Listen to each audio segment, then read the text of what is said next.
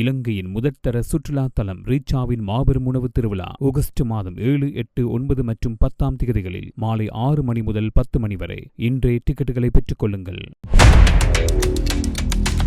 மத்திய கிழக்கில் தீவிரமடையும் அமெரிக்கா ஈரான் பதற்றம்.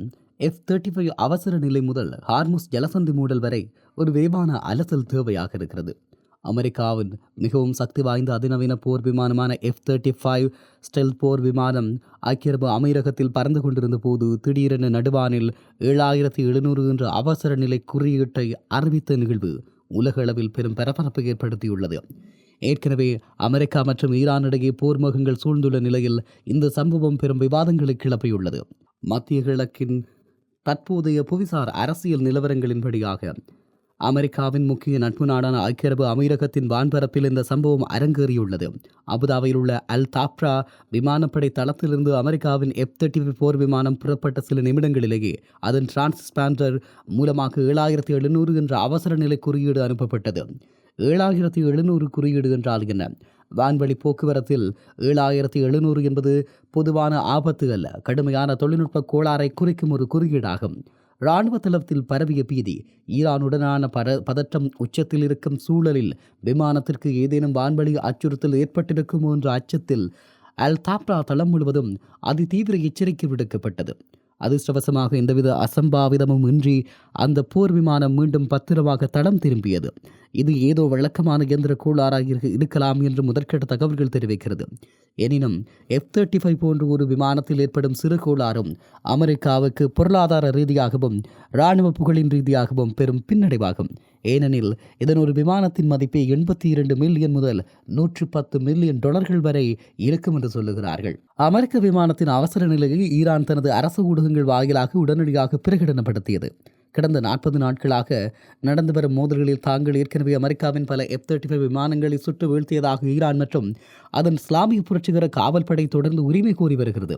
18 இராணுவ இலக்குகள் மீது தாக்குதல் நடத்தியதாக சொல்லுகிறார்கள். சமீபத்திய தாக்குதலில் மத்திய கிழக்கு நாடுகள் முழுவதும் பரவியுள்ள அமெரிக்காவின் 18 இராணுவ நிலைகளை குறிவைத்து ஈரான் ஏவுகணை மற்றும் ட்ரோன் தாக்குதல்களை நடத்தியுள்ளது. ஜோர்தான் வான்படித்தளம் மீது ஏவுகணை.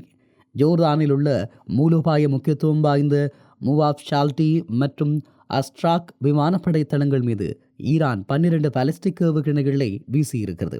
அமெரிக்காவின் F-35, F-15 மற்றும் F-16 போர் விமானங்கள் நிறுத்தப்பட்டிருந்த இந்த தளங்கள் ஈரான் நிர்மூலமாக்கியிருப்பதாக கூறுகிறது.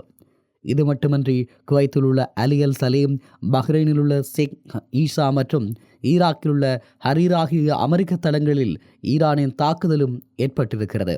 ஈரானின் இந்த அதிரடி நடவடிக்கைகளுக்கு பதிலடி கொடுக்கும் வகையில் அமெரிக்க அதிபர் டொனால்ட் ட்ரம்ப் கடுமையான உத்தரவுகளை பிறப்பித்துள்ளார். ஹார்முஸ் ஜலசந்தியில் அமெரிக்காவின் அப்பாச்சி ஹெலிகாப்டர் சுட்டு வீழ்த்தப்பட்டதை தொடர்ந்து மோதல்கள் தீவிரமடைந்து வருகின்றன. அமெரிக்காவின் மத்திய கட்டளை தளம் தெற்கு ஈரானில் உள்ள இராணுவ இலக்குகள் மீது 49 டொமாஹாக் ஏவுகணைகள் வீசி அதிரடி தாக்குதல் நடத்தியுள்ளது. காக் தீவு ஈரானின் மிகப்பெரிய எண்ணெய் ஏற்றுமதி முனையமான கார்த்தீவை அமெரிக்கா தனது கட்டுப்பாட்டில் கொண்டுவரும் என்று ட்ரம்ப் எச்சரித்துள்ளார். பேச்சுவார்த்தைகள் தோல்வியடைந்தால் ஈரான் மிக கடுமையான விளைவுகளை சந்திக்க நேரிடும் எனவும் அடுத்த சில மணி நேரங்களில் ஈரான் பலத்த தாக்குதலுக்கு உள்ளாகும் எனவும் ட்ரம்ப் அதிரடி திருப்பமாக எச்சரித்துள்ளார். இந்த மோதலின் மிக ஆபத்தான கட்டமாக ஈரான் தனது வரலாற்றிலேயே மிக முக்கியமான இராணுவ மற்றும் பொருளாதார முடிவை அறிவித்துள்ளது. கடல்வழி போக்குவரத்து முடக்கப்படும். உலக அளவில் கச்சா எண்ணெய் போக்குவரத்துக்கு மிக முக்கிய பாதையாக விளங்கும் ஹார்முஸ் ஜலசந்தியை அனைத்து வகையான கப்பல்களுக்கும் எண்ணெய் டேங்கர்களுக்கும் மூடுவதாக தெஹ்ரான் அறிவித்துள்ளது. இந்த எல்லையை மீறி வரும் எந்தவொரு கப்பலும் தாக்கப்படும் எனவும் ஈரான் எச்சரித்துள்ளதால் உலகளாவிய எரிசக்தி சந்தையில் பெரும் அதிர்ச்சி அலைகள் ஏற்பட்டுள்ளன. எண்ணெய் விலை கணிசமாக உயரக்கூடும் என்ற அச்சமும் உலக நாடுகளிடையே எழுந்துள்ளது.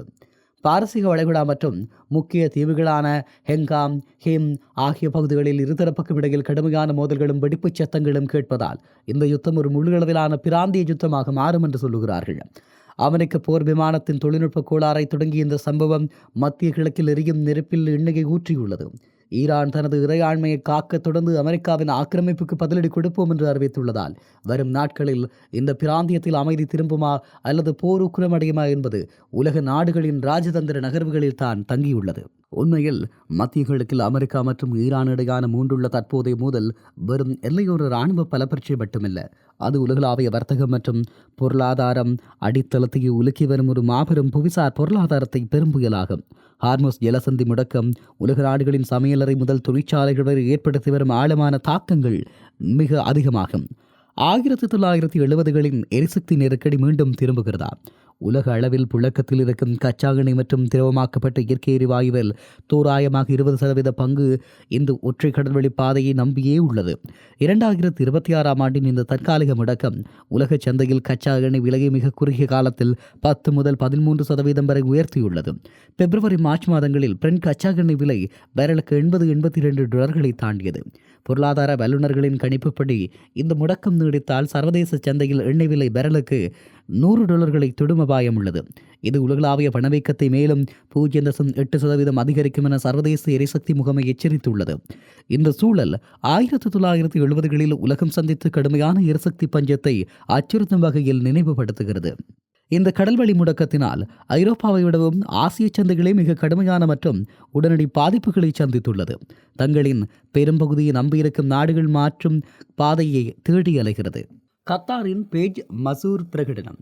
வளைகுடா பகுதியிலிருந்து LNG டேங்கர்கள் வெளியேற முடியாத சூழல் ஏற்பட்டதால் கத்தாரின் அரசுக்கு சொந்தமான கத்தார் எனர்ஜி நிறுவனம் தனது வாங்குபவர்களுடனான ஒப்பந்தங்களில் பேஜர் மஜூர் தவிர்க்க முடியாத அவசர நிலை காரணமாக ஒப்பந்த கடமைகளை தற்காலிகமாக நிறுத்த ஒப்புக்கொள்ளும் சர்வதேச சட்டம் பிரகடனத்தை அறிவிக்க வேண்டியதாகிற்று. இது உலகளாவிய இயற்கை எரிவாயு விலையை அதிரடியாக உயர்த்தியுள்ளதுடன் போர் நிறுத்தப்படாவிட்டால் பிற வளைகுடா நாடுகளும் தங்களின் ஏற்றுமதியை முழுமையாக நிறுத்த வேண்டிய கட்டாயத்திற்கு தள்ளப்படும் என்ற அச்சத்தை உருவாக்கியுள்ளது. சர்வதேச வர்த்தகத்தை முழுமையாக முடக்காமல் இருக்க சவுதி அரேபியாவும் ஐக்கிய அரபு அமீரகமும் ஹார்முஸ் ஜலசந்தியை தவிர்க்கும் மாற்று குழாய் வழி பாதைகளை முழுவீச்சில் பயன்படுத்த தொடங்கியுள்ளது. சவுதியின் கிழக்கு மற்றும் மேற்கு குழாய் வழி. சவுதி அரேபியா தனது கிழக்கு மேற்கு எண்ணெய் குழாய் திட்டத்தை அதன் முழு திறனான நாளொன்றுக்கு 7 மில்லியன் பேரல்கள் அளவிற்கு பயன்படுத்தி செங்கடலில் உள்ள யான்பூ துறைமுகத்திற்கு எண்ணெயை கொண்டு சேர்க்கிறது. அமீரகத்தின் ஹப்ஷன் புஜைரா பாதை. ஐக்கிய அரபு அமீரகம் தனது ஹப்ஷன் புஜைரா குழாய் வழித்தடத்தின் மூலமாக நாளொன்றுக்கு 1.8 மில்லியன் பேரல்களை நேரடியாக புஜைரா துறைமுகத்துக்கு அனுப்பி ஜலசந்தியை தவிர்த்து வருகிறது. எனினும் இந்த மாற்று பாதைகளால் ஒட்டுமொத்த உலக தேவையின் ஒரு பகுதியை மட்டுமே ஈடுகட்ட முடியும் என்பதால் உலகளாவிய தட்டுப்பாட்டை தீர்க்க இவை போதுமானதாக இல்லை. இந்த எரிசக்தி போரின் மிக முக்கியமான பக்க விளைவு உலக உணவுச் சந்தையில் எதிரொலிக்க தொடங்கியுள்ளது. ஹார்முஸ் ஜலசந்தி என்பது வெறும் கச்சா எண்ணெய்க்கான பாதை மட்டுமல்ல, அது சர்வதேச உர வர்த்தகத்தின் மிக முக்கியமான மையப்புள்ளியாகும். எண்ணெய் தட்டுப்பாடு மற்றும் உர தயாரிப்புகளுக்கான மூலப்பொருட்களின் விலை உயர்வு காரணமாக சர்வதேச அளவில் உரங்களின் விலை விண்ணை தொட்டுள்ளது. பிரிட்டிஷ் உணவு பாதுகாப்பு கழகம் எச்சரித்துள்ளபடி இந்த உரத்தட்டுப்பாடு வரவிருக்கும் காலங்களில் உலகளாவிய விவசாய உற்பத்தியை கடுமையாக பாதித்து உணவுப் பொருட்களின் விலையை உலகளவில் பன்மடங்கு உயர்த்தும் என்று சொல்கிறார்கள். தற்போதைய அமெரிக்க ஈரான் மோதல் என்பது 2 நாடுகளுக்கு இடையிலான இராணுவ பிரச்சினை என்ற எல்லையை கடந்து உலக நாடுகளின் பொருளாதார வளர்ச்சியை முடக்கும் தேக்க வீக்கம் மற்றும் பொருளாதார மந்த நிலையை நோக்கி உலகை தள்ளும் ஒரு சர்வதேச பொருளாதார போராக உருவெடுத்துள்ளது.